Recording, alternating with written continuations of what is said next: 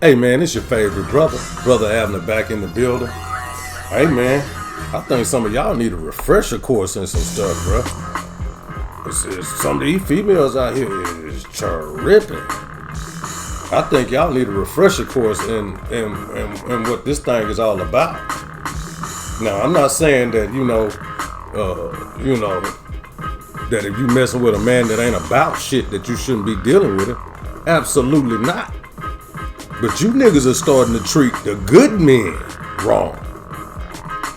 So I'm gonna give y'all a refresher course, and hopefully this puts y'all back on track.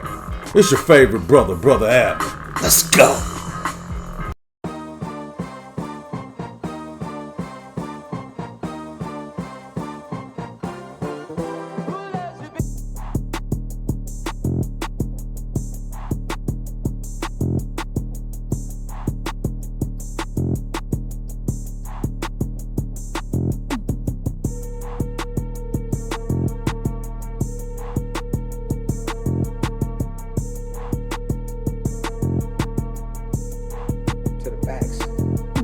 Christian women, it is not a suggestion to submit and obey our husbands. It's a requirement. It's a command given to us from the Lord.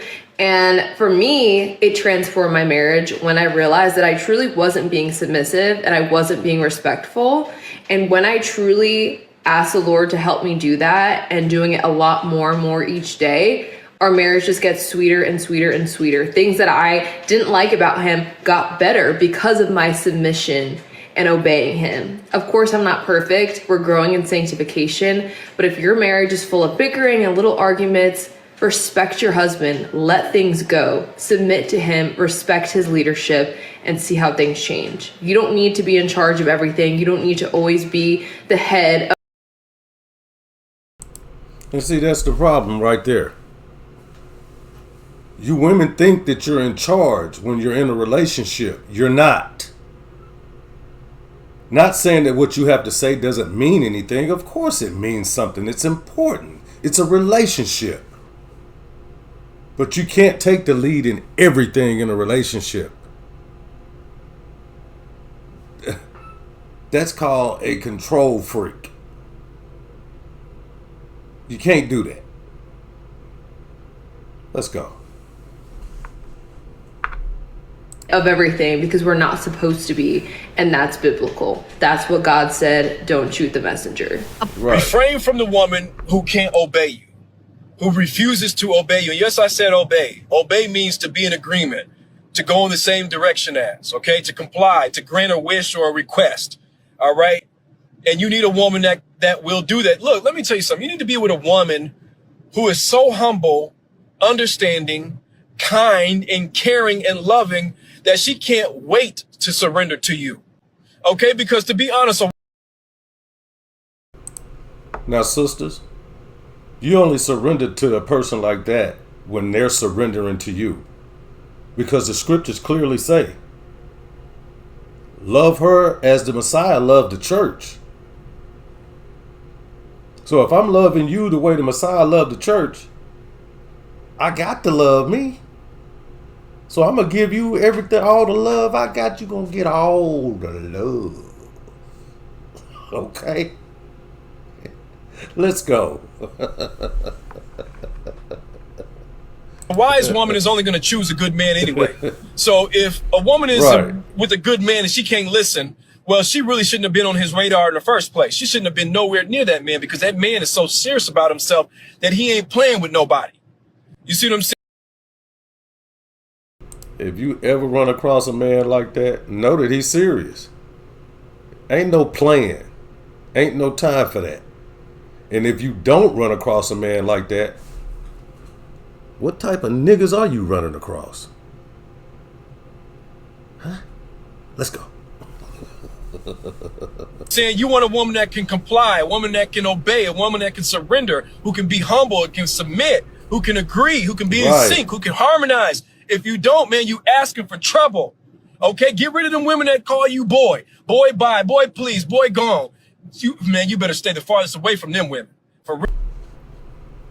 boss like that. They don't talk to their daddy and God like that, but they talk to you like that because they don't think that you're a man. They don't think that you're respectable. Okay? And so they'll address you as everything but that. Stay away from them. Are you okay being the breadwinner in a relationship? I'm not the breadwinner in the relationship. You mean any man I'm with? Yeah. I'm not the breadwinner in the relationship. But would you be okay if you were? I'm not. There's no man I know from you. He got a regular job. He work at a warehouse. I will chip in. Like the sister said, no man she knows. There's a difference between a male and a man. Now, a male, he could be rich, have all the things you want in the world. Don't make him a man. A man accepts responsibility, shares responsibility, guides in the ways of the Father. He's going to give you some scriptural guidance. And he's going to appreciate every damn thing you do. He may not show it, but he shows it. Because you ain't arguing. You're laughing, playing. Trust me, that man, he appreciates everything you do for him. Let's go. As he see fit, because he's the head. Now, this is the way I was raised. A lot of women not going to agree with me. No, they ain't gonna agree with that shit. I'm cool if you don't. The breadwinner, you know, he has normally, that person has the larger voice in the relationship. He's a man. He's going to have, this is what I believe. But what if you got the money, you making the money? No, this is what I believe. Okay. I believe I am advice and concurrence. Okay. He is the head of the household. Now, this is how I believe. Okay. The word did not originate with me. Did she say advice and concurrence? Ooh, wait.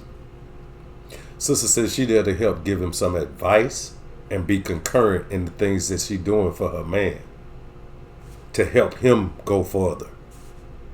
Help, mate. Let's go. Love it. He is the head of households. People need to start reading Ephesians. I want to make his life better and easier, but I'm not the head of the household. Even if I have access to more money. A couple years ago, my husband told me that I was a bare minimum wife and mother. This obviously upset me. I felt like I was doing everything. I was raised by a mother who contracted out raising us. Worked full-time, and our coaches, teachers, the heavy lifting of raising us. So as a stay-at-home mom who makes home-cooked meals every night with her children from sun up to sundown, eyes open to eyes closed every single day, what do you mean I'm bare minimum? So I took this very personally because he didn't really elaborate. Right. What does she mean? What does he mean? Bare minimum. She cooking, she cleaning, she taking care of the house, she taking care of the kids. He still say that's bare minimum. What does he mean by that? Let's see. Let's let the sister break it down for us. I ain't gonna do it. Let's go.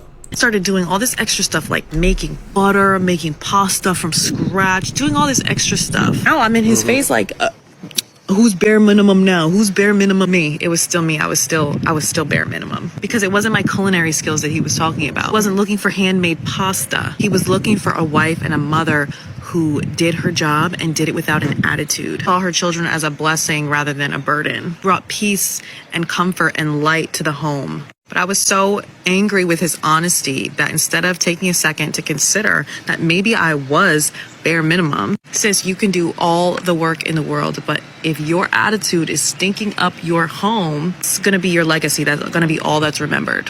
And most of the time, the problem is we just need to slow down. Now, this is something that I'm still working. Now, what does she mean by slow down? Slow down. Because see, women, that you get emotional. And when you get emotional, you react and do dumb shit. And then you get caught up in the dumb shit you're doing, and you don't want to retract the dumb shit. You just want to hold on to it because you don't want people to see that you fucked up and made a wrong choice when you did something. That's called pride. Let's go. On, still working through.